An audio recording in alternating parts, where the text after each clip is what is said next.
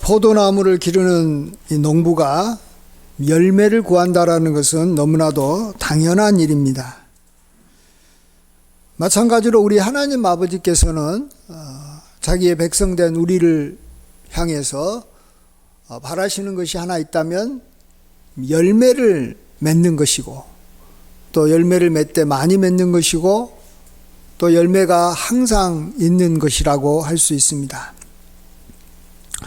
오늘 우리가 생각하고자 하는 요한복음 15장은 아주 중요한, 성경에서 여러 가지 비유가 있지만 가장 중요한 비유 중에 하나라고 생각이 됩니다. 하나님은 이 어기면 농부가 되시고, 또 예수님은 참 포도나무다. 그리고 우리는 그 포도나무에 붙어 있는 가지다라고 이렇게 비유하십니다. 근데 우리는 당연히 열매를 맺어야 되지만 어떤 경우에는 열매를 맺지 않고 있는 경우가 있고, 또 어떨 때는 또 열매를 맺고 있는 그러한 경우에 우리가 속해서 살아갈 것입니다. 왜냐하면 항상 열매를 맺는 것은 쉽지 않거든요. 그렇지만 어쨌든 하나님께서는 우리가 항상 열매를 맺기를 원하십니다.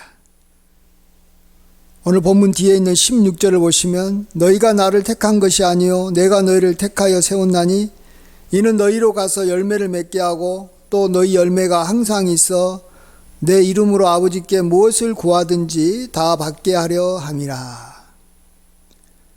항상 열매가 있기를 원하시는 것이 하나님께서 우리에게 바라시는 뜻이고, 또 하나님이 원하시는 거기 때문에 우리가 그렇게 항상 열매를 맺는다면 이제 우리가 하나님께 바라는 것을 하나님은 다 들어주시겠다라고 말씀하고 계십니다.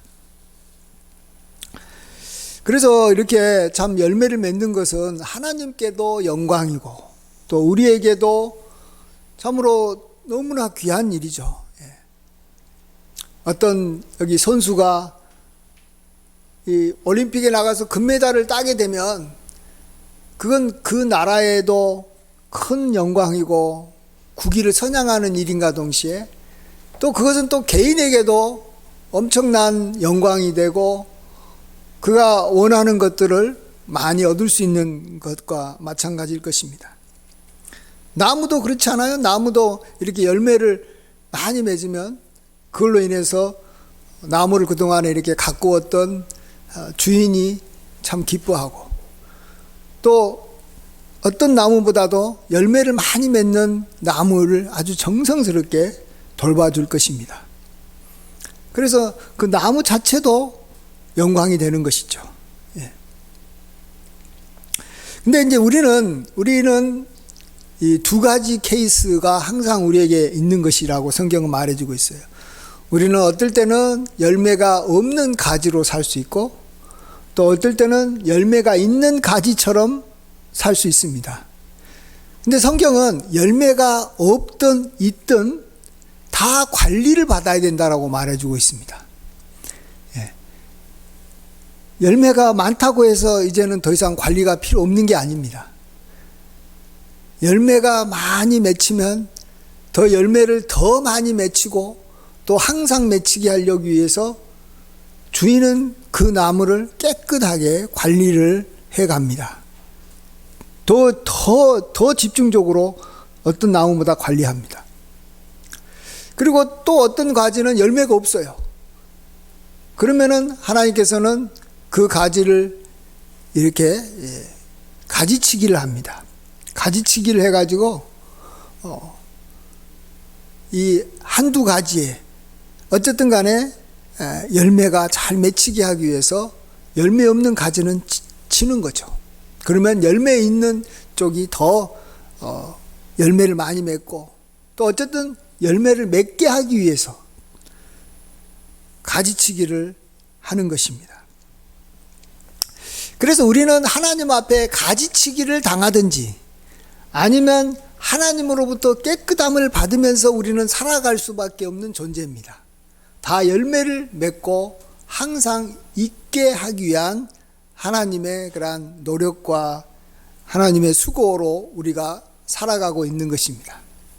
그래서 우리가 이제 열매가 없어서 가지치기를 하는 것을 우리는 우리 쌍적인 그러한 일반적인 말로 표현한다면 우리가 환난을 당했다. 내가 참 원하는 것을 내가 이루지 못했다. 뭐 이렇게 우리가 표현할 수가 있을 겁니다. 모든 가지는 일단은 그 나무에 붙어 있기를 원하는데 주인이 그냥 가지를 잘라버리는 겁니다. 근데 그렇게 자르는 것에 대해서 가지는 어떻게 생각해야 됩니까?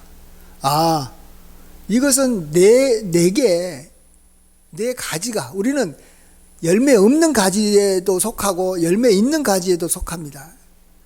그렇기 때문에 열매 있는 그러한 가지가 되게 하려고 주인이 참 수고하셨구나 이렇게 생각을 해야지. 주님이 나를 미워해가지고 나를 갖다가 이제 완전히 이제 나를 갖다 버렸구나 이렇게 생각하면 안 됩니다. 예. 농부는 어쨌든 그 나무를 사랑해서 열매를 맺게 하려고 가지를 치는 겁니다. 만일 가지 안 치고 열매를 맺지 않는 나무에 가지를 안 치고 가만히 한번 내버렸다고 생각을 해봅시다. 어떻게 됩니까? 그 나무는 열매도 없고. 그러니까 그 나무는 관리를 안 받는 나무입니다. 한마디로 가지치기를 안 하는 나무는 관리를 안 받는다라는 거예요. 그러면 관리를 안 받으면 온갖 나쁜 것들이 주변에 덩쿨들이 막 와가지고 그 나무를 감싸고 나중에는 나무 자체가 아무런 보호를 못 받고 나무가 이렇게 다 말라서 없어져 버리는 거지, 썩어 버리는 것입니다. 그래서 우리 삶 속에 어려움이 오면 하나님께서 수고하셨구나. 나도 힘들지만 힘들죠. 하나님께서 관리해 주셨구나 이렇게 생각하고 그 목적에 관심을 가져야 됩니다. 내가 가지치김을 당했다라는 것이 중요한 게 아니라 하나님은 나에게 열매를 맺게 하려고 하시는구나. 그 열매가 뭘까 기대하고 이제 앞으로 열매가 맺힐 것을 우리는 바라보는 그러한 소망으로 살아야 됩니다. 절대로 우리가 가지치기 당하는 것을 이상하게 생각하면 안 됩니다. 하나님은 정말 우리의 아버지가 되시기 때문에 잘못 나가는 아들을 반드시 징계하시는 겁니다. 만일 우리가 하나님의 아들이라고 하면서 징계가 없으면 우리는 참 아들이 아닌 것입니다. 하나님께서는 우리를 진짜 아들로 안 보는 거예요. 그러니까 내버려 두는 거예요. 그래서 우리 성도들에게 환난과 어려움이 닥친다라는 것은 우리가 하나님의 아들인 것이고 또 우리에게 열매가 앞으로 많이 맺힐 것을 하나님은 기대하고 또 그렇게 만들어가고 있다라는 그쪽을 바라보시고 우리의 환난 당함과 또 가지치김을 당한 걸 인해서 이렇게 하나님에 대해서 원망하거나 또 지나치게 슬퍼하거나 실망할 필요가 없는 것입니다. 그렇지만 어쨌든 이 또 가지치기라는 것은 또 나의 원함이 이루어지지 않는 것이고 고통이 오는 거기 때문에 우리가 늘 많은 여러 사람들을 통해서 또 늘 설교를 듣듯이 하나님이 나를 가지치기 하기 전에 내가 알아서 가지치기를 하면 얼마나 좋겠습니까? 그게 굉장히 어려운 일이겠지만 우리가 너무 이렇게 막 분주하게 살아서 하나님께 나아가지 못한다든지 또 우리가 어떤 특정한 죄에 빠져서 내 막 고집스럽게 막 살아간다든지 그러면 우리가 그걸 회개해야 됩니다. 회개라는 것은 그냥 말로만 하지 않겠습니다라는 게 아니라 가지치기 하는 거예요. 완전히 끊어버리는 거예요. 그래서 다시는 행하지 않는 거예요. 거기가 회개까지 가는 거지. 내 잘못했습니다. 하나님 나 용서해 주세요. 해놓고 또 다시 막 세상에 막 분주하고 바쁘고 세상의 어떤 오락만을 향해서 나아가고 계속 막 죄를 거듭해서 똑같은 죄를 계속해서 짓고 있는다는 것은 어쨌든 그렇게 되면 우리가 가지치기를 하는 게 아니었기 때문에 하나님께서 개입하셔서 그 다음부터는 가지치기를 하는 거예요. 예.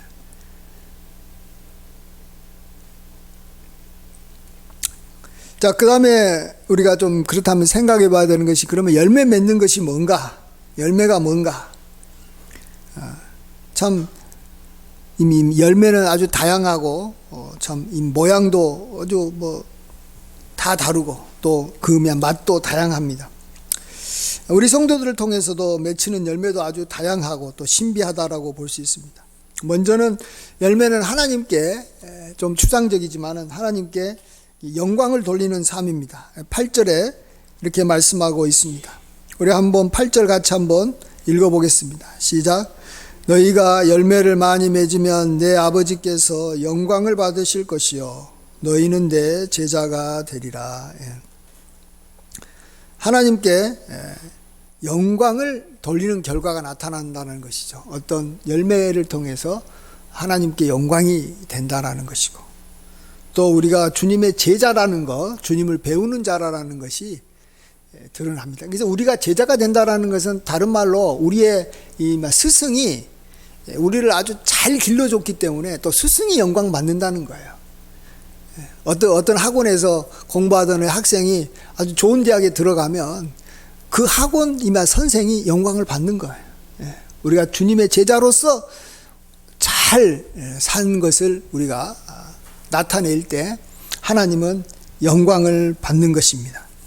그 다음에 또 다른 여기 열매는 사랑하는 것이라고 말해주고 있습니다. 오늘 12절 보시면 함께 한번 읽어보겠습니다. 12절. 내 계명은 곧 내가 너희를 사랑한 것 같이 너희도 서로 사랑하라 하는 이것이니라. 우리가 사랑하는 삶을 살아가면, 이건 다른 말로 예수님을 닮아가는, 하나님은 사랑이시기 때문에 예수님을 닮는 삶을 살아가면 그게 바로 열매인 것이죠.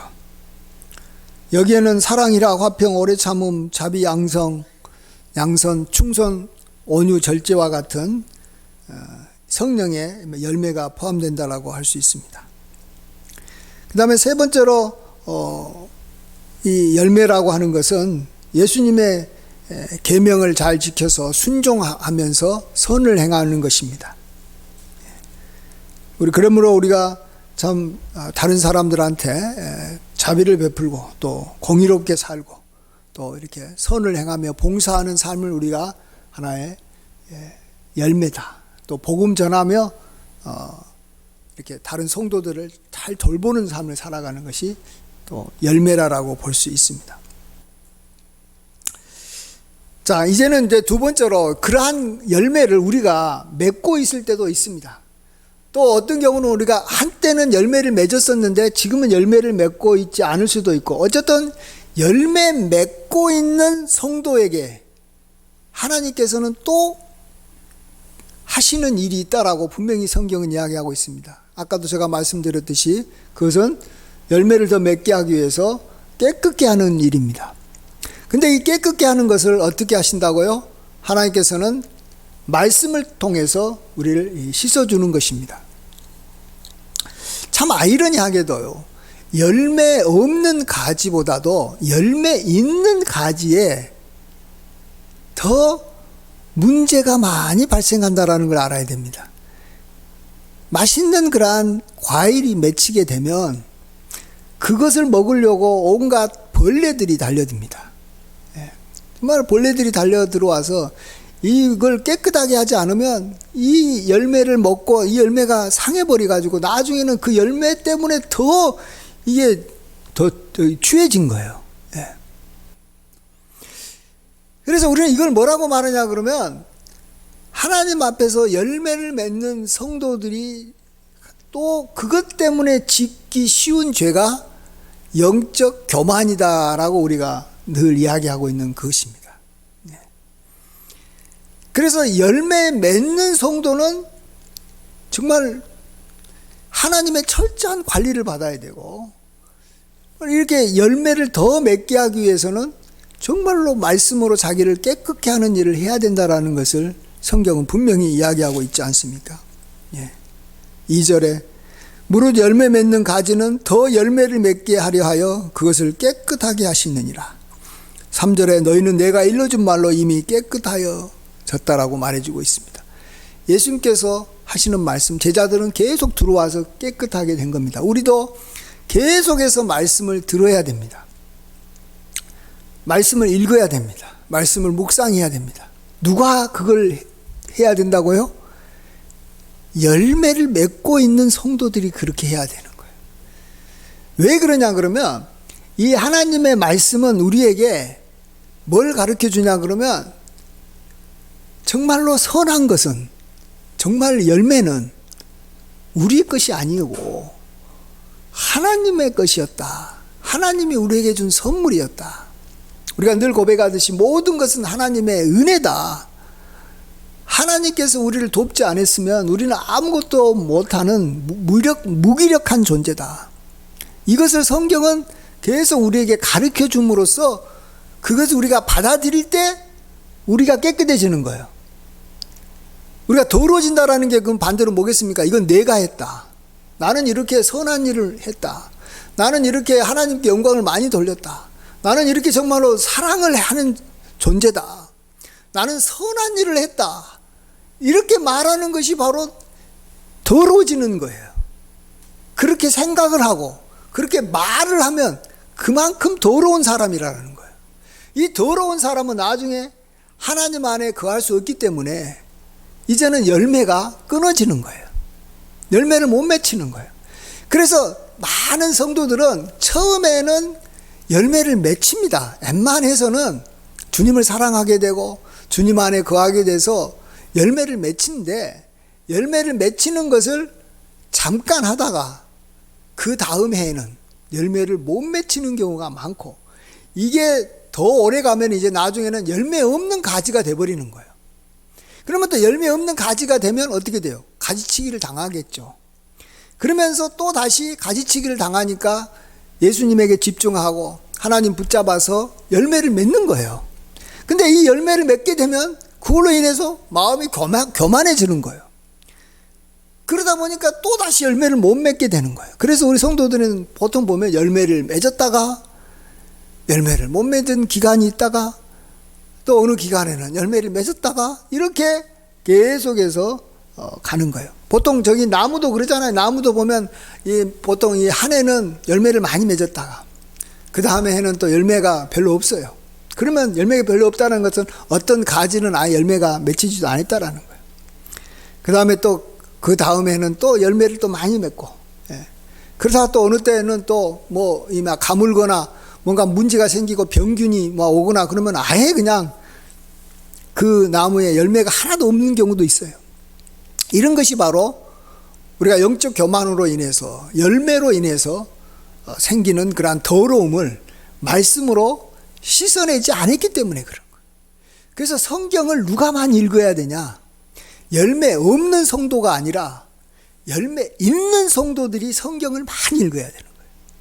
내가 믿음이 좋고 정말로 하나님의 사랑으로 다른 사람을 사랑하게 됐고 뭔가 나를 통해서 하나님의 능력이 나타난다. 그러면 죽으라고 성경을 읽는데 힘써야 되는 겁니다. 이것을 잘 보여주신 분이 원로 목사님이에요. 원로 목사님이 얼마나 열매를 많이 맺습니까? 얼마나 많이 맺혔습니까? 근데 정말로 신기한 게 안 넘어진다라는 거예요. 열매 맺는 것 때문에 자기가 교만해지고 그걸로 인해서 다른 사람 무시하고 그걸로 인해서 정말 하나님과 더 멀어지는 것이 아니라 신기하게 계속 열매를 올해도 맺고 내년에도 맺고 항상 맺고 또 맺고 더 많이 맺는 거예요. 그 비결이 뭐라고요?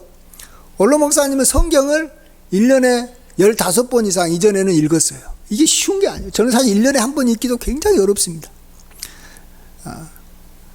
성경을 늘 비행기 타도 읽고 집에서도 읽고 항상 그 아들 목사님이 고백하는 것이 우리 아버지 보면 성경 읽는 아버지였다. 이렇게 고백을 하는 거예요. 아버지의 뭐 하는 일이 제일 많이 하는 것이 성경 읽는 시간을 갖는다는 거예요. 여러분 정말로 성경을 읽어야 돼요.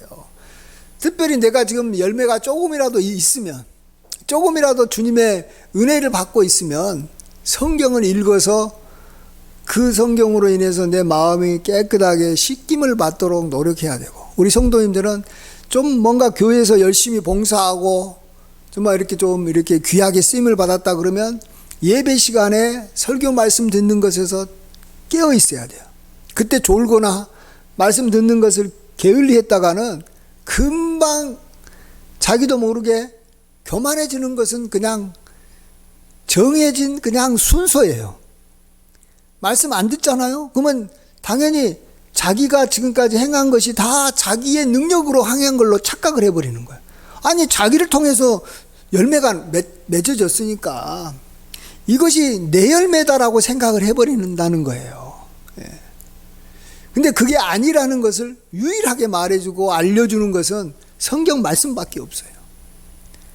그래서 성경 말씀을 우리가 늘 마음에 새기면서, 성경 말씀은 우리에게 어떤 지식을 주는 그런 말씀이 아니라, 성경은 나를 열매로 말미암아 더러워진 나를 깨끗하게 씻어주는 그러한 것이 말씀이다 하기 때문에 말씀을 늘 가까이 하고 말씀을 즐거워하고, 말씀이 말 이렇게 나에게 참 이렇게 맛있고 참 귀하다 이렇게 말씀을 늘 이렇게 받아들이면서 살아가야 되겠습니다.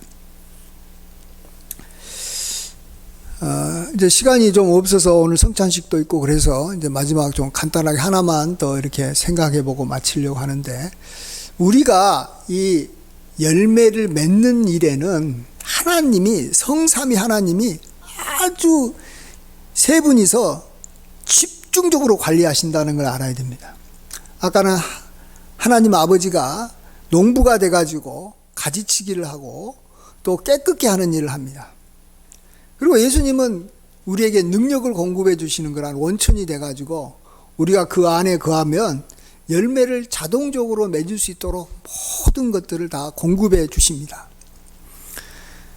그러면 성령님이 역할이 이제 또 필요합니다. 성령님이 뭔가를 하신다는 걸 우리가 여기서 오늘 이 15장 이 포도나무 비유에는 안 나오는데 그 앞에 14장과 16장에는 성령께서 하시는 일이 나옵니다. 우리가 열매를 맺게 하기 위해서 하시는 일이 나오는데, 그것은 우리가 예수님에게 거하는 일을 도와주신다라는 것입니다.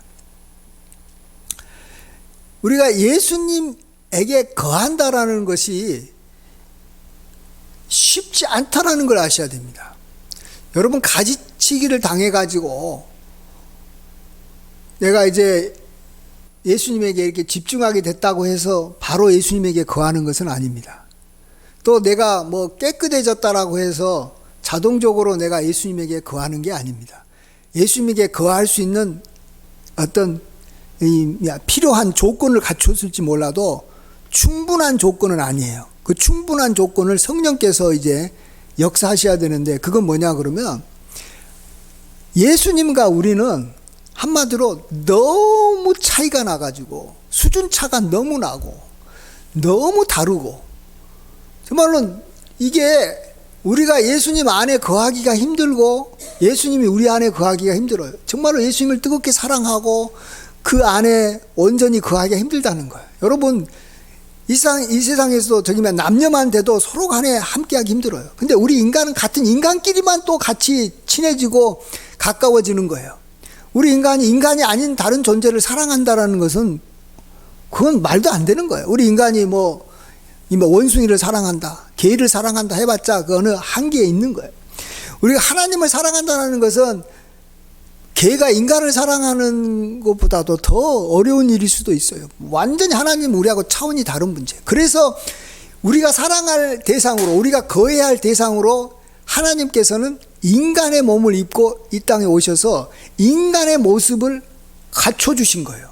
그렇기 때문에 우리가 인간의 모습을 한때 갖고 있었던 하나님이시기 때문에 하나님이지만 우리가 조금 더 뭔가 사랑할 수 있는 거예요. 근데 또 문제는 예수님이 갖고 있는 그러한 생각과 하나님 나라의 문화가 이 땅에 살고 있는 인간들의 문화와 이런 거하고는 너무 수준차가 나온 거야. 마치 아프리카 사람의 그러한 그 수준의 그러한 문화와 서양의 선진국의 그 문화 갖고 있는 사람이 아프리카 토인하고 저기 이 선진국에 있는 그러한 그 엘리트하고 같이 만나가지고 서로 사랑한다는 게 그게 가능이나 하겠습니까? 가물에 콩나듯이 뭐 그냥 한때 뭐 그냥 눈이 좀 이렇게 돌아가지고 뭐 그런 경우가 한두 번 케이스는 있을지 몰라도 지속적으로 사랑하는 게 어렵습니다. 우리가 그래서 예수님 안에 거한다는 것이 생각보다도 어렵다는 걸 아셔야 됩니다. 정말 어렵습니다. 그렇기 때문에 성령께서 하시는 일이 뭐냐 그러면 예수님이 우리를 얼마나 사랑하고 있는지, 또 예수님이 얼마나 멋진 분이신지, 예수님이 얼마나 우리를 이렇게 정말로 이 사랑해서 귀하게 보고 계시는지, 말 예수님을 알리는 그러한 일을 우리의 영과 더불어 끊임없이 우리에게 이렇게 말을 해줘야 되는 겁니다. 예수님은 우리를 사랑하고 계세요. 그래서 예수님이 우리 안에 거하는 것은 사실은 별 문제가 없어요. 근데 우리가 예수님 안에 거한다는 것이 쉽지 않다는 걸 아셔야 돼요. 굉장히 어렵다는 거예요. 나하고는 너무 다르기 때문에 그런 거예요. 예. 그래서 알려주는 일을 합니다. 우리 그런 것이 좀 우리가 그런 면에서 꼭 우리가 좀 알아봐야 될 성경 구절이 있습니다. 우리 함께 요한복음 14장 26절, 그 앞에 있는 14장 26절을 한번 읽어보겠습니다. 시작. 보혜사 곧 아버지께서 내 이름으로 보내실 성령, 그가 너희에게 모든 것을 가르치시고 내가 너희에게 말한 모든 것을 생각나게 하시리라. 그래서 예수님께서 보내주신 그 성령이 너희에게 모든 것을 가르친데 뭘 가르치냐면 내가 너희에게 말한 모든 것을 생각나게 해주신다라는 거예요. 그래서 예수님을 더 사랑하게 만들고 예수님에게 마음을 열게 만든다는 거예요. 같은 내용이 여기 요한복음 16장 그 뒤에 14절에도 나와 있습니다. 16장 14절만 한번 읽어보겠습니다. 시작. 그가 내 영광을 나타내리니 내 것을 가지고 너희에게 알리시겠습니다. 그래서 성령 자신을 우리에게 알리는 일은 할 필요도 없고 하지도 않습니다. 그거 하는 게 지금 성령께서 하시는 일이 아니에요. 성령께서 하시는 제일 중요한 일은 예수님이 우리가 사랑할 만하고 정말로 존경할 만하고 정말로 예수님이 얼마나 귀하고 아름다운 분이신지를 우리 영으로 더불어 끊임없이 알려주는 겁니다. 나아가서 또 성령께서 하시는 일은 막 비슷한 일이지만 우리가 하나님의 자녀가 된 것을 알려주는 겁니다. 로마서 8장 16절에 성령이 친히 우리 영으로 더불어 우리가 하나님의 자녀인 것을 증거하시나니, 또 로마서 8장 15절에도 너희는 다시 무수워하는 종의 영을 받지 아니하고 양자의 영, 아들의 영을 받았으니 우리가 아빠 아버지라 부르짖느니라. 또 갈라디아서 4장 6절에 너희가 아들이므로 하나님이 그 아들의 영을 우리 마음 가운데 보내사 아빠 아버지라 부르게 하셨느니라. 자, 어떤 왕이 있어요. 근데 그 왕을 그 백성이 같은 백성이라도 그 나라 백성도 가까이 하는 것이 굉장히 어렵습니다. 왕이기 때문에 어려워요. 근데 왕을 아주 가깝게 지내고 함께 할 수 있는 사람은 그의 아들이라면 가능한 거예요. 아주 꼬마고 아주 별 볼 일 없어도 그 왕의 아들이라면 왕을 가까이 할 수 있는 거예요. 자, 그것을 성령은 우리에게 끊임없이 가르쳐 준 거예요. 우리에게 양자의 영이 돼가지고 우리가 상속을 받을 수 있는 아들이라는 것을 우리에게 알려주시는 거예요. 우리가 정말 하나님의 자녀인 것을 우리 영으로 더불어 친히 증거하게 해서 우리도 모르게 그 존귀하신 하나님을 향해서 아빠 아버지라고 부르고 정말로 예수님을 우리가 가까이 할 수 있게 만들어 주신다라는 겁니다. 그래서 십자가의 사랑을 깨닫게 해주고 정말로 예수님을 우리가 이렇게 귀하게 보는 마음을 갖게 해 주시는 것이 성령님의 역할인 것이죠. 그럼으로써 우리는 이제 주님 안에 거하게 되고 그렇게 되면 열매가 우리 속에서 나타나는 것입니다.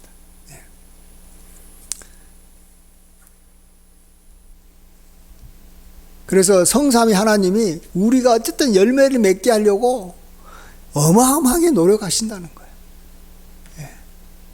그래서 우리는 열매를 반드시 맺어야 되고 또 열매가 항상 있어야 됩니다. 어제도 있었지만 오늘도 있어야 되고 내년에도 있어야 되고 앞으로 계속해서 있어야 됩니다. 그것이 우리 성도의 정말로 기쁨이고 정말로 얼마나 성도의 영광이 되는지 모릅니다. 참으로 이렇게 열매는 하나님 아버지가 또 하나님 우리에게 기대하는 것이고 반드시 우리는 그러한 열매를 맺히게 될 것이고 또 항상 열매가 있게 될 것입니다. 그러므로 우리가 하나님을 기쁘시게 하고 또 하나님 우리를 또한 그러니까 기쁘게 하기 위해서 우리가 원하는 것을 다 들어주신다라고 약속해 주고 있습니다. 이러한 귀한 열매 맺는 삶을 사모하시고 맺어가는 우리 모두가 되기를 주의 이름으로 간절히 축원드립니다. 아멘. 기도하겠습니다. 아버지 하나님, 우리가 오늘은 열매를 중심으로 또 하나님 말씀을 포도나무의 비유를 통해서 생각해 봤습니다. 아버지 하나님, 하나님께서 우리에게 원하시고 기대하는 열매를 우리가 맺게 하여 주시고 이로 말미암아 우리가 하나님께 영광을 돌리고 이제는 우리가 또 원하는 것을 하나님 앞에 기도하여 다 응답받는 축복을 누리게 하여 주시옵소서.